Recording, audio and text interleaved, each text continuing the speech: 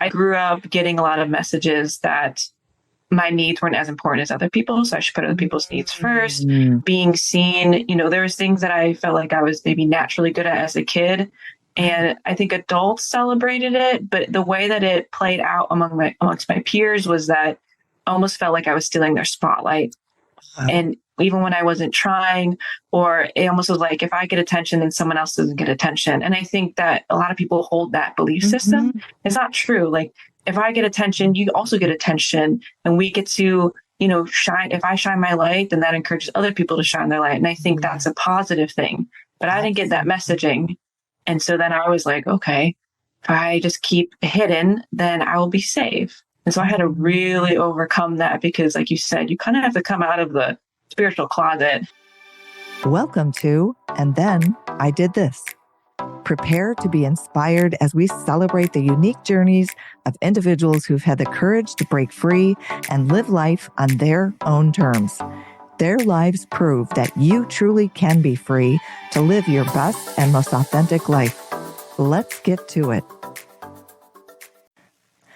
Welcome to the show. Today, I have a special guest, Sam Franklin. They're an intuitive coach, a healer, and they work with the Akashic Records and the angels to provide guidance, support, and healing.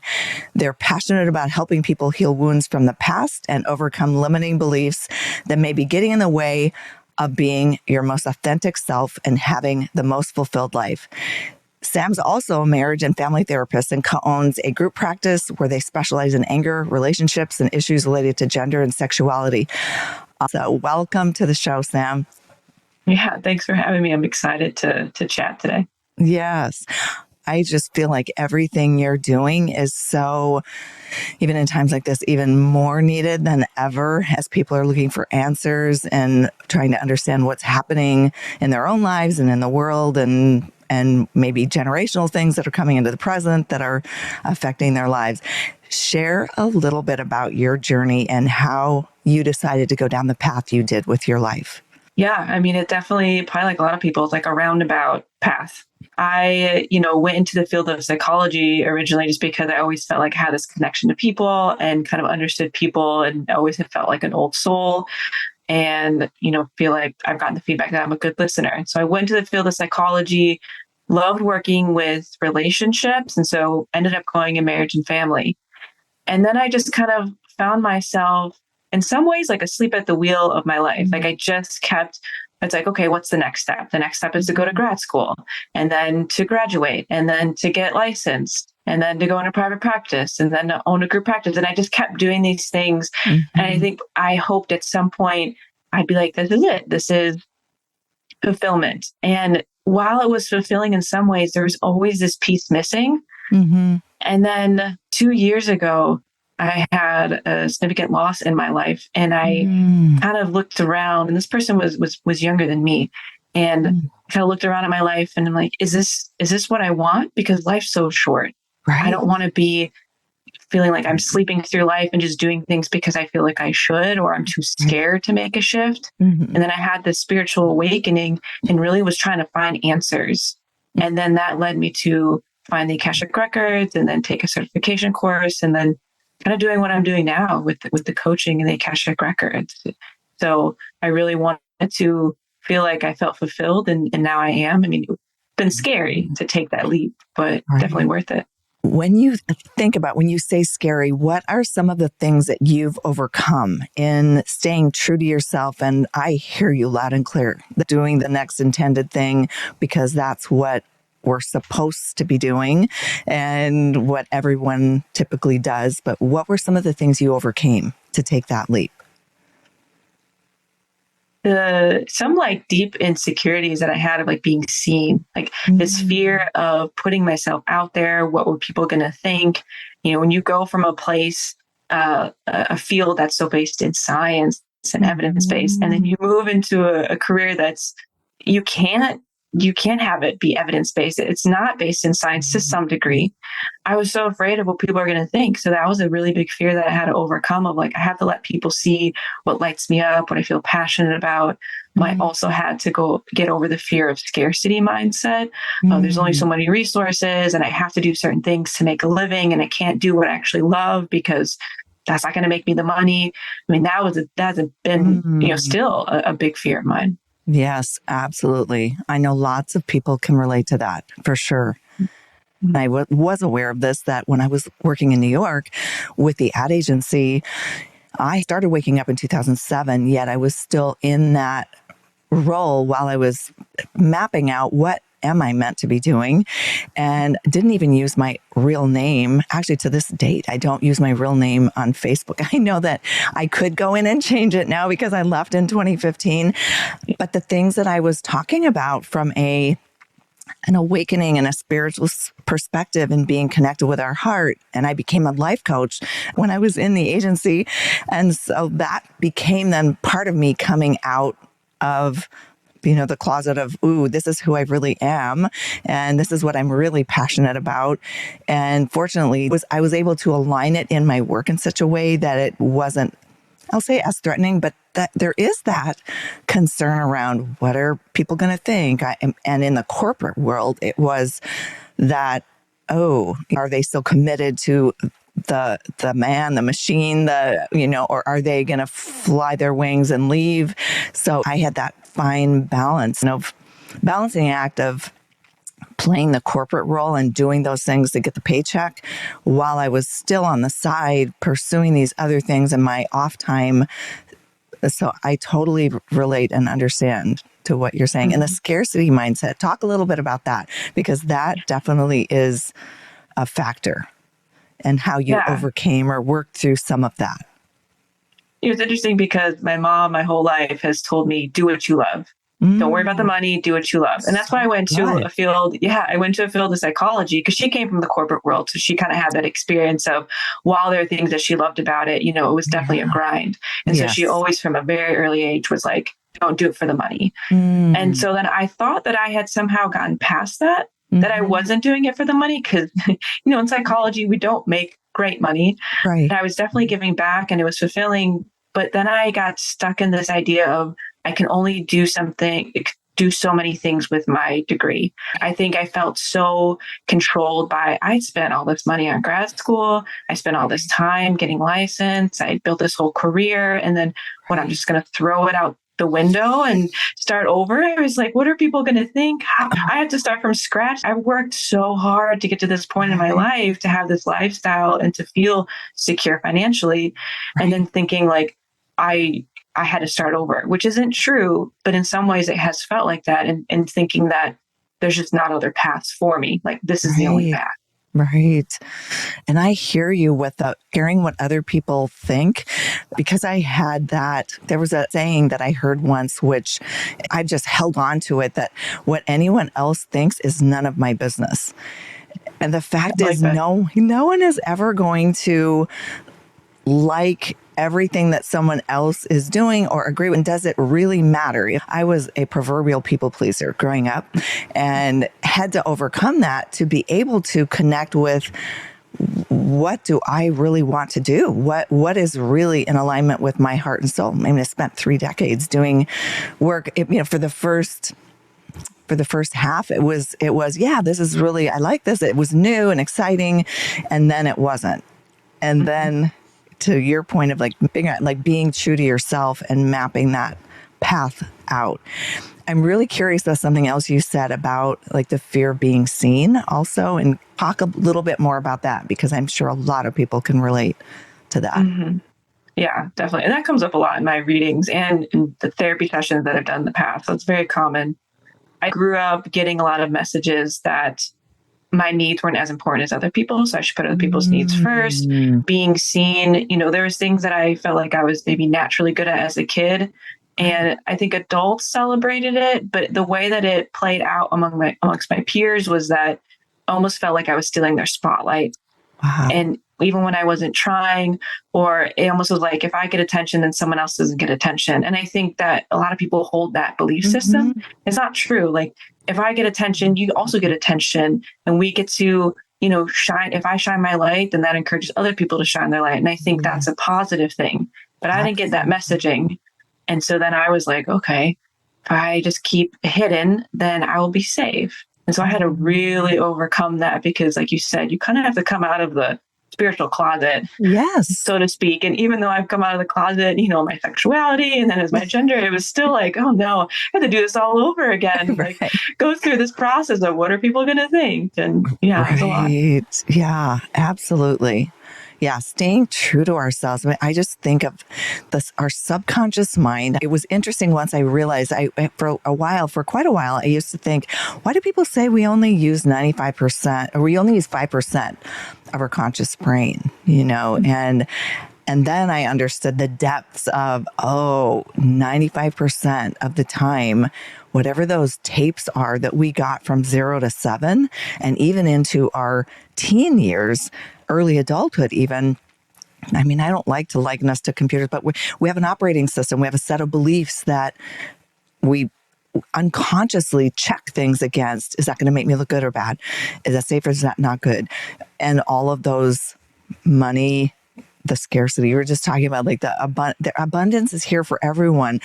Just as you said, shining your light, the more you do shining your light, the more others can shine their light. It's all of those false beliefs. We have to go within and identify all of those so that we can break free. Just like you can be free from all of those things that are holding us back from being our most authentic self.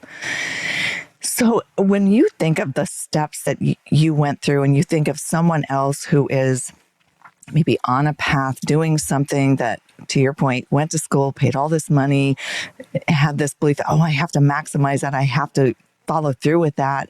What advice would you give people who are listening? I think one of the biggest things that I've realized is you don't have to throw away everything you just did. That there's a real possibility to take what you've learned, what you've done, these like experiences that you had, and put it towards what you're doing next. I thought that it was all for nothing, that I just wasted all these years of my life. And when I think about it, like I do think that this was actually meant to be part of my path, to be a therapist first, to then set me up for this part of my life. And so it definitely wasn't waste. So I think it's trying to shift the mindset of what can I take from what I'm leaving behind into the next part of my life. Yeah, absolutely. I heard someone speak recently about stackable skills. Mm-hmm. And it is so true because, and this guy happened to be, went to school, he dropped out of college actually, and now is a self-made millionaire. And he was a coder and a developer and built like websites. Then he realized he didn't want to trade his time for money anymore. So he branched off and he actually now has a digital course, and now he is actually building a product to replace Notion, which a lot of people know about that. So it's Cortex. I'll throw in a plug for him, Kortex. He's definitely been an inspiration for even for myself, for sure. But he talks about stackable skills. So he then realized and looked, what do I need to do to be able to be successful outside of that coding world? Because he got clients. Then he discovered, marketing. I need to learn how to tell people about myself. And he realized, I need to be able to write really well, because everything we do is either verbal or written.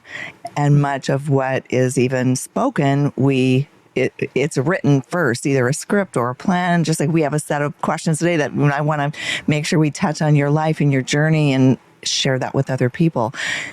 So the skills that you're talking about, everything you learned, all that discipline and all of that wisdom from your training as a therapist, it just gives you another layer of expertise that you can bring forward with anything you're experiencing with what you do today. So talk a little bit more about what you do today, because and I know you're still working in the realm of helping people through the therapy side, but the Akashic Records, talk about that and how you do that and how you even realized you were able to do that. Yeah, I took this certification course. It was a 6-month course last year, and it was intense. I went into it being like, I'm doing this for my own healing, to heal the limiting beliefs, things from the past. And I really, really liked it. And it lit me up, and I had to practice on other people. And I was like, this is great. Like, I just enjoy this, and for those that don't know, the Akashic Records is the library or a database of your soul's records across all of its lifetimes, past lives, what's happening now, and in the future. And so basically what I do is someone asks a question and I take that to the angels that are kind of in charge, if you will, of these Akashic Records database. And then they look into, maybe an answer, if you will, guidance, healing. Right. They give me the message through different clairs, so I see things, hear things, feel things, or just know things. And then I relay that message and interpret it to the person who asked the question. So in my sessions, we do a lot of that, but I do bring a lot of my knowledge from therapy land and skill set, and, do have other things that I can offer, feedback, guidance of my own, even worksheets, so it's really kind of this healing session, but also bringing in spirituality, because we aren't doing this life alone. And I think it's really important to acknowledge that and to give thanks to the spirit guides and angels that are there with us. Absolutely. Absolutely. Yeah. So I know, you do it all, from relationship things to career direction to insights on, is there anything you can tell me about which direction to go? So, anyone listening to this, if you're wondering about a relationship or you're wondering about what is the best path to go to be able to go back into the Akashic Records and understand, I'm glad you explained what they are, because it's so powerful to be able to get that wisdom and then plug into the guidance of our angels and the people who are there as our guardian angels to get their insight on what's happening in our lives currently. So we'll put your information in the show notes below so people can reach out and get in touch with you. What would you say has been the greatest growth and expansion and the things you've learned through taking that brave step of not just staying in the therapist role, but stepping out into the role that you're doing with intuitive readings and Akashic Record readings? What would you say any of those things would be in growth or expansion and how you've grown? Yeah. People closest to me, like my closest friends, they're like, at the core, you've stayed the same, but you've grown so much in these last 2 years since like my spiritual awakening and going through all this. So I feel like I've changed in so many ways, like healing old wounds, healing relationships. I think the biggest way that I've grown and benefited from is putting myself out there, really figuring out who I am at my core, my true authentic self, and living that life in my career, in my personal life, and behind closed doors, and all these ways where there's not as much of a difference between who I am when I'm by myself and who I am when I'm with other people in whatever settings. Like I'm bringing that authenticity, and that's really given me such a freedom. I mean, there was so much fear, but now that I've broken through that fear and I've gone to the other side, it feels so freeing of like, okay, maybe there's other fears that I have or other things that are going to be challenging, but I feel like I can do it. And it feels really good to know who I am and been cultivating, I feel like, self-love, because if you can really be your authentic self and live it out, there's a lot of love that you can give yourself. Yeah, absolutely. Yes. Liberation came to my mind, like being liberating, the liberation of realizing you can step out into what your heart is calling you to do. And I always have that saying, which you've heard before, when we step out in faith, the universe will rise up to meet us. And we don't have to have it all figured out. We just have to know what direction to go. And I always say slow motion's better than no motion. And as long as you're going in the right direction, you're on your path and you'll get wherever you're meant to go. I mean, that just naturally happens. So I know something you said like early on when we were talking was around losing someone really close to you and that being a really pivotal moment. And it seems like for most people, and I have a friend who has said, if we don't listen to and this is in the sense of when we don't listen to ourselves and then something happens, there's a small voice that we will hear, like whispers. And then if we don't listen and follow that, we'll eventually get a loud something happens that is life altering, that we reassess everything and make that shift and pivot. So it sounds like that is partly what that experience was for you. Yeah, absolutely. And, I've lost a number of people, and I was already feeling restless in my career, my life up to that point. But there was something that just kind of just shook me at the foundation. So many things about the details of how that loss all played out and where I was at in my life.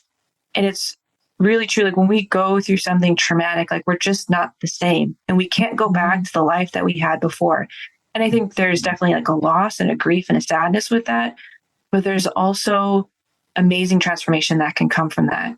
Like because I woke up to my life and I saw things differently and I was really thinking about what's actually important in life. I couldn't go back to who I was prior to that loss. It just wasn't possible. So then, being in that kind of abyss space, that was really hard. Like, I have no idea what's next. I just know I can't keep living my life the same way. So it almost like forced me, I was already in that uncomfortable space. So I might as well just like keep going and hope, that I figure it out at some point. Right. Absolutely. Mm-hmm. So with the things that you're, the kind of the direction you've gone in now, how do you stay committed to that path? And it sounds like it's because it's more natural. It's easier, but talk a little bit about that. Are there any things that you do to stay connected to that and just keep going? At times you might question it. Yeah, I've questioned it a lot. And there's definitely the whole, like, I'm someone that I like my ducks in a row. I like to know what's coming next. So this has been a really good growth learning experience of just doing it before I know. And a lot of it comes back to spirituality. I've really grown as a spiritual person the last couple of years. And so anytime I feel really stuck or lost or, is this even right? Should I keep going? What am I doing? It's going to blow up in my face. Like whatever those fears are, I come back and spend some time in meditation, or I connect to other spiritual communities and people to try to remind me of what's really important and try to remind me to move back to that kind of vibration place of love and gratitude versus fear. Right. And definitely other people in my life help hold me accountable. I mean, I have a weekly meeting with a few women where, for half hour, we talk about what are we doing this week? How was last week? And we're all kind of in this place of spirituality healers. And yeah, it really helps to like keep focus when we get off track. So stuff like that, having that community is really important. Yes, absolutely. I just remember because we met through a spiritual group that meets every morning, and I had gone to your website when I was originally going to schedule. So I want to just put a plug in for your website because some of your the blog content that you have was just so heart touching that we didn't really know each other at the point that we had our first session together. But your blog has just such really heartfelt content that's really helpful. And I'm just getting angel wings. I say when I get goosebumps, they're angel wings. So just confirmation to mention that. So we'll definitely put your website in the show notes below too. Yeah, I really appreciate that because, my blog post, I've been writing it a lot for, if no one reads it, that's okay, because it's meaningful to me and I hope it makes a difference. And that's helped make it sustainable. I find that to make something sustainable, it has to really bring something to your life. If you're doing it for everyone else, it's going to be really hard to keep it going. Yes, absolutely. So I guess as a wrap up, what would you say, kind of final words of advice? Someone is doing something, they're not sure, they're feeling a nudge or an itch that they're meant to be doing something else. One, I would say get a reading with Sam. But what other advice would you give people who are feeling that way and hearing this message today? Because they're meant to hear it. If they're listening to this, they're meant to hear it and they're meant to do something. But what advice would you give?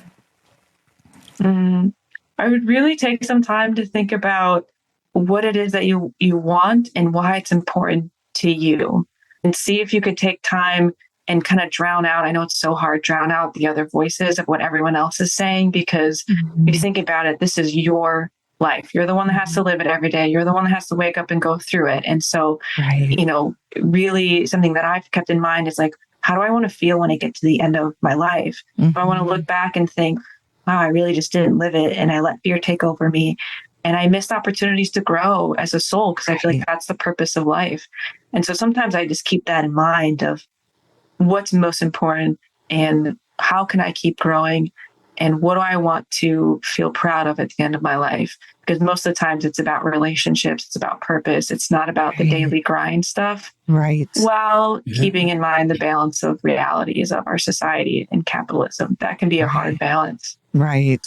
Yeah. And then it makes me think of two things. One of the books that we've read while I was in the coaching program in New York was by Donna Markova. And I remembered a quote. It was, "I will not die an unlived life." Mm-hmm. And then the other one that I never forgot was, as we have this capitalist society, like chasing money and money is going to make you happy. And you listen to people who have chased money for the wrong reason. Their why is wrong. They get there and they're still not happy. There is an image that I saw once. It was a person on a bicycle and a person in a Ferrari, and they're both sitting at an intersection. And it's a bit of a somber, but it's also just a wake-up call. Both of their graves are the same size. And who's living more freely? Not to say that driving a Ferrari isn't a good thing, but it's just, the illusion of having whatever those things are, the society, which is part of my love-hate relationship with advertising, because it entices people. And part of it was help people create a need they don't know they have. Well, I don't need any more need. I have enough the way it is. But it was part of, which is, I started writing a book in 2007 called The Deceit of Marketing in America, only because my eyes were so open to it. All of a sudden I could see what wasn't good. And now I'm all about, okay, there's a purpose for it. People have to know about something to know, okay, I have this situation. In the case of you, someone who has a need, they're not sure what direction to go, or they're wanting someone else's perspective, or to get out of their own head and tap into their Akashic Records, get some insight from, and I'm getting angel wings again, get some insight into what is their true path meant to be, what is the most wise next step, and whatever guidance they're meant to get, you tap into that and help them get it. So it's really a very awesome, it was a very unique experience, and you're very pure in the way you connect to the Akashic Records. So I was definitely happy and pleased to have guidance, and felt my heart was content. I know when we met. So I encourage anybody who is in those places right now wondering, what should I be doing next? And am I doing the right thing? And how do I know if it's the right thing? Definitely reach out. So Sam, I will be putting your information in the show notes below. Thank you so much for joining today.